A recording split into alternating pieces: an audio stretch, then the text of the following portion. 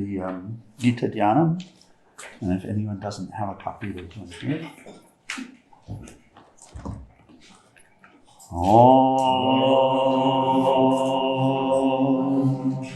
O Bhagavad Gita, by which Arjuna was illumined by Lord Krishna himself, and which was composed of 18 chapters within the Mahabharata by the ancient sage Vyasa. O Divine Mother, destroyer of rebirth, who showers the nectar of oneness on us. O Bhagavad Gita, my affectionate mother, on thee I meditate. All the Upanishads are the cows. The milker is the cowherd boy Krishna. Arjuna is the calf. People of purified intellect are the drinkers. The milk is the supreme nectar of the Gita. My salutations to the Lord, who is the source of supreme bliss, whose grace makes the mute eloquent and the crippled cross mountains. Hari Om Tat Sat.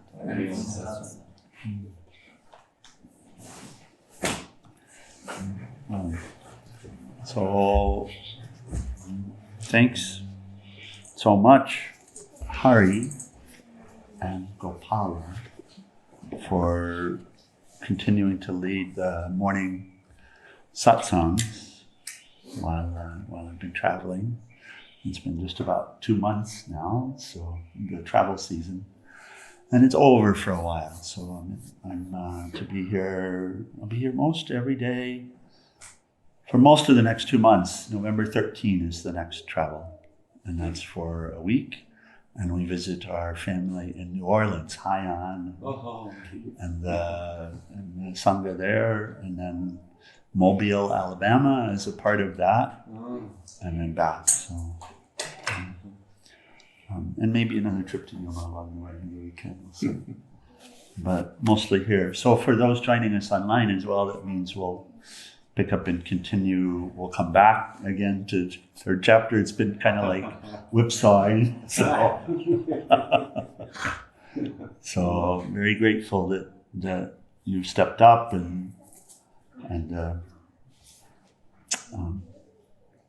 supported and continued to offer the satsang online during this time. It's very helpful for the Sangha to be able to do this. So thank you. Thank you. Okay. So we come back then to still the teaching on karma yoga, and we'll pick it up where we were, and it wasn't that long ago this time. Thursday morning we were here. And this concept that's shared in Sutra 27, and it'll be explored this morning and over the next day or so, but it's a very interesting concept. The whole concept of individuality is explored here. Individuality, and what is individuality, and where does individuality come from,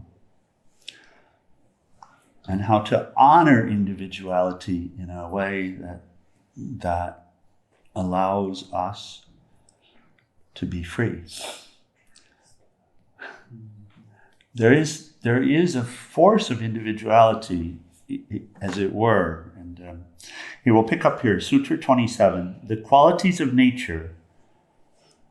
And the qualities of nature, the gunas, which are explored in detail later in the Gita, chapter 17,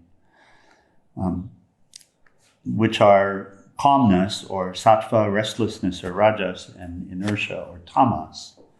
The qualities of nature do all that is done, but because the mind is clouded by ego, a person thinks, I am the doer. So this is another fundamental teaching that Lord Krishna gives us that wants to be understood.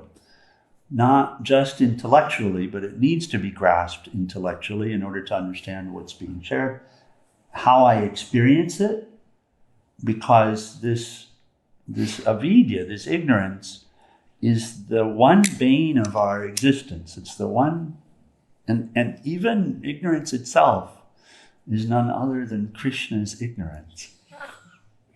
But it's not what that sounds like. In other words, Lord is always here, but we imagine ourselves to be separate, alone, and incomplete, right? It feels like we're separate. It feels like we're incomplete, like this. But here the Lord says this is imagination, clouding by the ego, or veiling by the ego.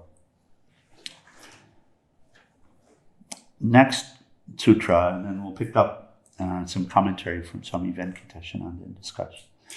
28. Arjuna, one may intuit the relationship between nature's qualities and action.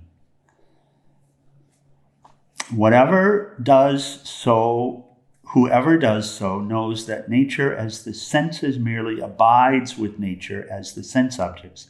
That person identifies with neither and thus does not become entangled. So I don't know the underlying Sanskrit word that he's translated as intuit, but do we have some grasp of what intuit means? It's not instinct. Intuition. Sorry? Intuition. And it's not blind, so we may sort it out. We may be able to come to understand it, but it requires observation. So a scientist intuits the deeper natures of the observed reality. We were talking about, when we were last together, we used the example of a wall. Maybe we didn't. Maybe that was with the group in Yuma. We did. Okay. So, in other words, if we look at the wall and take it at face value, we imagine it to be what it appears to be. Right? And we imagine it to be separate on its own. We just take it to be that because we haven't looked deeper into its nature. Right? The scientific mind looks deeper into its nature to see what's there, and also explores where did it come from, how did it get there. So, how did that wall get there? It's built by man. Cause and condition. Came from earth. Yeah. So it had to have a material cause, right? It's made from something. Yes? Yes. Okay. And then in addition to the material cause, it has there's a causation of the placement of the wall here. So the material is shaped and placed here through a process we call construction. Right? So, is there anything individual about the wall? The material? What it's made of? It's a conglomeration. No. Yes. And the process, construction, is a universal process, correct? No. So it's not actually, even at that level, it's not actually what we had imagined it to be. There's more to it. But then when you get to a deeper level of the material and you're looking at the atoms, which the scientific mind is wont to do, then you see, it's appearing to be this because of the action within the wall, what we call wall. It's the atoms that are moving at a certain speed. And it comes, by the way, that and it's a very precise action, and if the atoms move too fast, if they speed up, what happens? Disintegrate. Yeah. The electrons spin out. Yes. So it explodes. The energy is released. Yes. Atom bomb, nuclear bomb, fission, nuclear fission, nuclear fusion. And if the atoms slow down in speed, what happens? Collapsing. It collapses. So, and that's also a universal factor.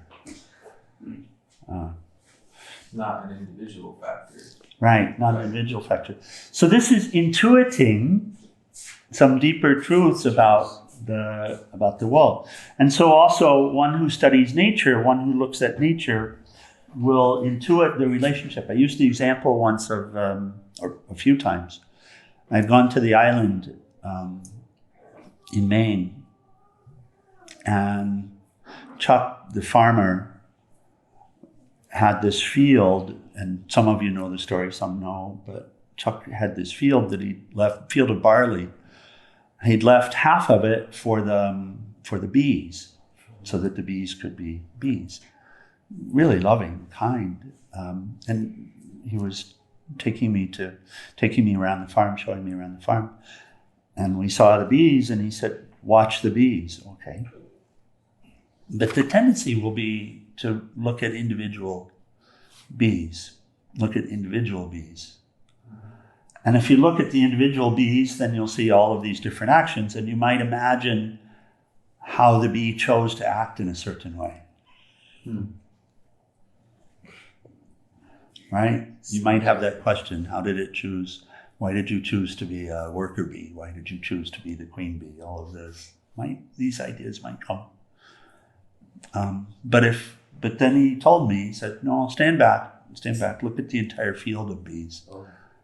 And so that's also learning more about nature, right? And how nature is functioning.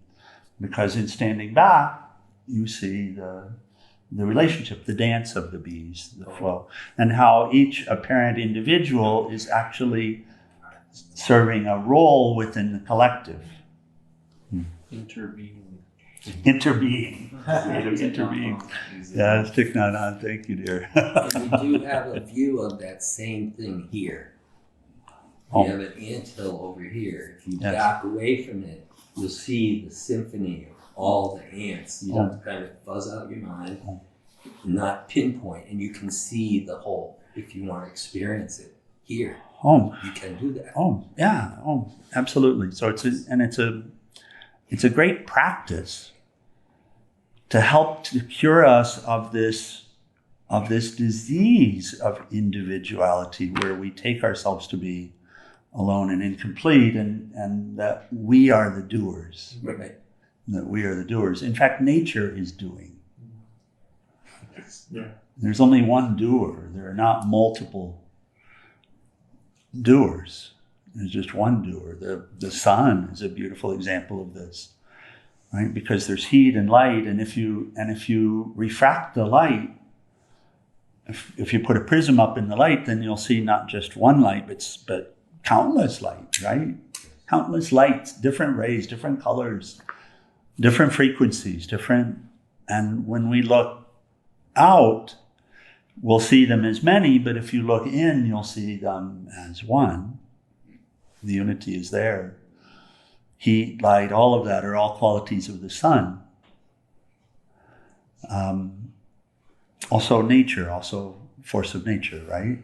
Yeah, Sattva, the gunas, right? Yeah. So individuation occurs within that nature, and that happens in our imagination, in our attention. Individuation is inherent in nature. Right. But then you could imagine how silly it would be if a ray of the sun, and it just might, by the way, how silly it would be if a ray of the sun imagined itself to be the doer. Right? I am heat. I heat. I heat the world. I heat you. Where would you be without me, it would say. So the I is sort of like the process of taking all sorts of processes and thoughts and experiences, bunching them together and saying, I'm doing this. Is that sort of where the ego sprouts from? How does this happen? So the process of nature is individuated. That is, there are different functions within nature. You see it. Again, if you look, you'll see it. You'll see it. the bees do one thing, the ants do another. Is it correct? Yeah, the grass does one thing, the leaves do another. Yes? Okay, the sun does one thing, the moon does another. So, but are they acting individually? Are they all acting in concert? In concert according to the nature. Right, and who is the concert master? The Lord Krishna. The Lord. Nature. Right. Nature is the concert master. Yes. So again, all actions are just a little different translation. All actions are wrought in all cases by the qualities of nature only. So you're not the doer. And who would be there to be the doer? There's only one doer, nature. Here, there's only one doer, nature. But then, what's the issue? He whose mind is deluded by egoism thinks, I am the doer. So egoism, again, is this feeling of being alone, separate, incomplete. So I as an island. I as an island. But no island actually exists.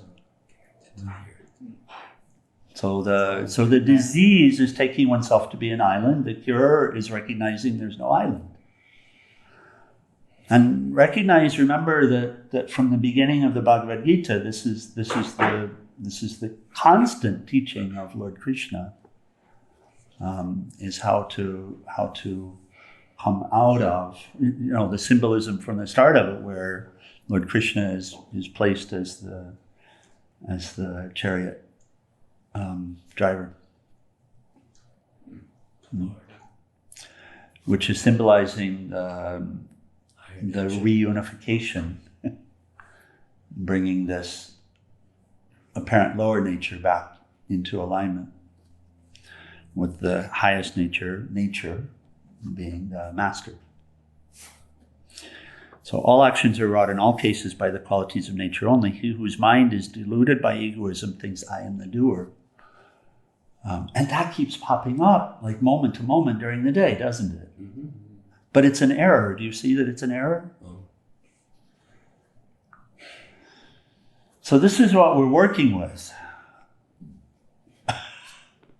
We're working with a situation where we can come to know what is the truth of the matter. We can come to know that when we learn to live in accordance with the truth, that freedom is at hand. We can come to know this as well. And we also can see that my own perception of reality is not in alignment with the truth. And therefore that defines the work. I need to correct this situation. And that's not an outer situation needing to be corrected. It's an inner view, it's a perspective. It's a way of seeing. Right? That's what's needing to be corrected. My view is out of alignment with the truth. So, but he who knows the truth, O Arjuna, about the divisions of the qualities and their functions, knowing that the guna as senses move amidst the guna as the sense objects, is not attached. So here he's actually going a little deeper than that first translation that we read, that the guna, the qualities of nature, are both the senses and the sense objects. One can't perceive the one without the other. That's correct. Correct. Yes. They're completely interdependent. Which comes first, the chicken or the egg? Which comes first, the ear or the sound? The knowledge. They come together. They're both qualities of nature. They're the same qualities, in fact. Those deluded by the qualities of nature are attached to the functions of the qualities. But the man of perfect knowledge should not unsettle the foolish one who is of imperfect knowledge. And I'll read the commentary. What is nature? He says, it is God's nature. In accordance with God's will, the qualities in his nature are constantly active. Right? We were looking at that when we were together last. Everything constantly active, constant activity. What appears as stillness, most inert, the rock, is a massive movement. Yes. Constantly vibrating. If it stops vibrating, no rock. Disillusion. We are also part of his nature. We are all cells, as it were, in the cosmic body of God. Now that's Peace Pilgrim language. She says exactly this. If you remember that quote from her. We're all cells in the cosmic body of God, but we assume ourselves an independent personality on account of ignorance. Yes. This is where it's said that Maya, the existence of Maya, cannot be seen, but it is inferred. Because you can see, you can get very close to seeing what is the truth. You can see it's true. These are all cells in the cosmic body. They're all interrelated. They're all functioning with each other and supporting each other. And by the way, when this ego nature is asserted, wanting to refuse that, things break down, don't they? But nature will always win out. And bring that order back. Yes. Right? So, but you can see, right, that this is actually playing a role in a grand play. Did I really pick my parents? I mean, at some level you could say this, but now here I am, mother, father, the place that I grew up in, all of these conditions, I can't get away from the conditions. I could take another birth and try to make them something different. But why? That's the symptom of individuation. That's the ignorance. Why? What is that going to do that this one doesn't do? And so all of the mode of speech, the mode of communication, how the hands move, the favorite sayings, all of these are all products of conditioning. Who's conditioning? In what field? Field of nature, right? Oh. He says this individuality is a mystery. It is truly indivisible. Duality. In other words, when you look, you don't see individuality. When you really look closely, this is what we've been talking about, you don't, because everything we're dealing with are universal factors. We say my mind. How is it my mind? As an individual? It's just a thought that was flitting through that I grasped somehow and said, this is mind. This is mine. But mind is universal, isn't it? Prana is universal, isn't it? The elements are universal, aren't they? So he says it's a mystery because there's actually no individual here. That's true. Individuated, appearing to be. Yes. But there's no individual here. So this individuality is a mystery. It is truly indivisible. We are all truly indivisible, one in Him. We are all together the body of God. To realize this is wisdom, to forget it is ignorance. So this is why this definition of sadhana, when we pull that up, we see Paramahansa Yogananda's definition of sadhana, which is practice of unbroken practice of His presence, coupled along with deep meditation.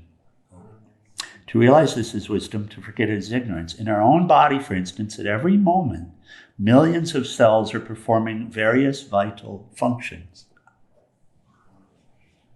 This ego is crazy. It is. This imagination that I'm doing something when I'm not doing a darn thing.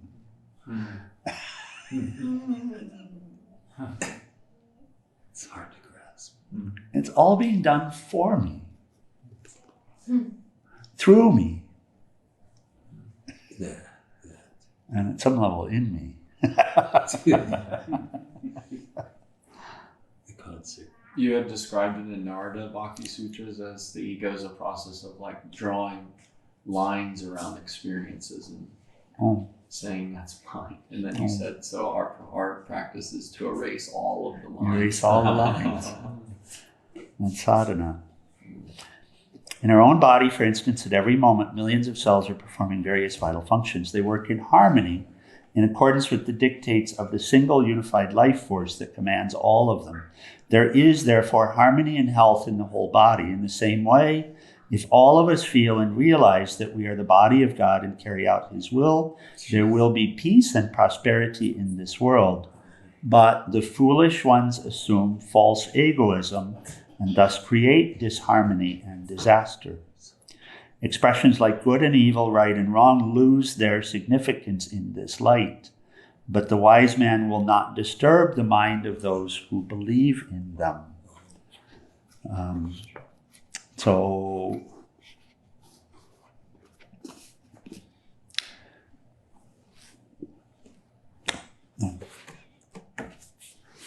That last will be explored, that last statement will be explored, and it's explored again in the 18th chapter of the Gita. We each have to learn. We each have to learn. And the learning only comes through activity. So, for one who has faith, let them have faith. Because they will discover whether their faith serves or not. For us to try to break their faith is a terrible disservice. Their faith in what? Anything. And I've had that happen so many times and broken so many relationships and crashed into things that doing just that. So I relate to that. Whatever it is, any.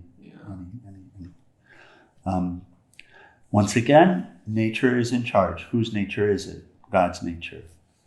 God is also the teacher. We call her Guru when manifested in the heart as our conscience. We call her Guru. Right?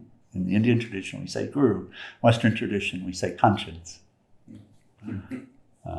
Or intuition. It's one. She is our teacher. He is our teacher. However we say, just alternate it sometimes to remind us it's not a sex, it's not a gender. And this is the case with every single one of us. So we each have a role to play, and it's best in the cosmic scheme of things. It's best if we play the role, if we learn to play it impeccably and be free in it.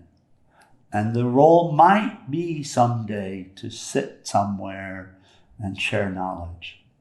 But even then, who is sharing the knowledge? And who is the script master? That's true. It's like Shivananda says, the mind is memory. So, I think about it sometimes. I'm just sharing other things that I picked up along the way. It's not like I have original material, but sometimes it feels that way, and that's where I have to catch myself. It feels that way. That's that feeling. Original. It's that feeling. And when we speak of avidya, it's very helpful to recognize it as a feeling. As a feeling, not just a thought, a feeling. And it's really in that way underlying the thought process. And it's insidious in that way. And then Guru tests you, like people come up and praise you or like criticize you or something, and that's like that grace point where you get to practice. Oh, good. Okay, so we close with final prayers in RIP, page 174.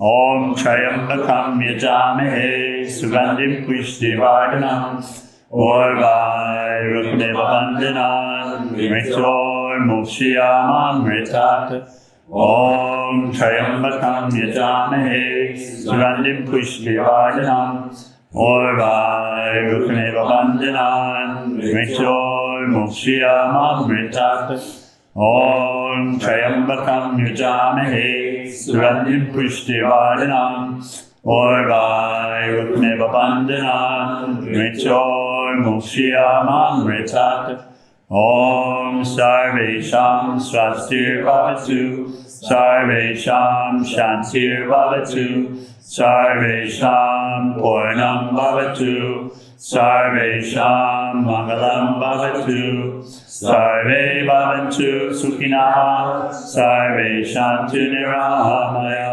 Sarve Bhadrani Pashyanto Makashit Dukhabha Bhave Asato Ma Satgamaya Tamaso Ma Jyotirgamaya Mritor Ma Mritam Gamaya Om Purnamada Purnamidam Purnamudashyate Purnasya Purnamadaya Purnameva Vasishyate Om Shanti Shanti Shanti.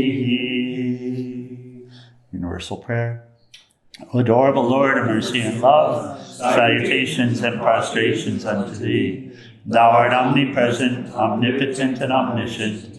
Thou art Satchidananda. Thou art existence, knowledge, and bliss absolute. Thou art the indweller of all beings. Grant us an understanding heart, equal vision, balanced mind, faith, devotion, and wisdom. Grant us inner spiritual strength to resist temptation and to control the mind. Free us from egoism, lust, anger, greed, hatred, and jealousy. Fill our hearts with divine virtues. Let us behold thee in all these names and forms. Let us serve thee in all these names and forms.